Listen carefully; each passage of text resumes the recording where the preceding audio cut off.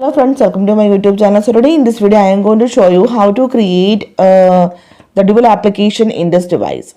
Okay, so let's get into the video. To create the dual application in this device, go to settings and scroll down. Here you can see the option apps. Tap on this one. Then here you can see the option app cloner. Tap on this one. So you can see these three applications are now support in this device that are installed. So here I am going to create the dual application for Facebook. Tap on Facebook, then turn on this option create app clone. Now you can see creating app clone. Just wait for a few seconds. Now you can see Facebook clone added to home screen. If you want to change the cloned application name, then you can easily change the name here.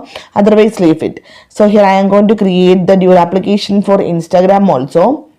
Again for WhatsApp also. Here I am going to create. Now go back your home screen. Now you can see to Facebook, you can see, then to Instagram, then to WhatsApp also you can see in this device.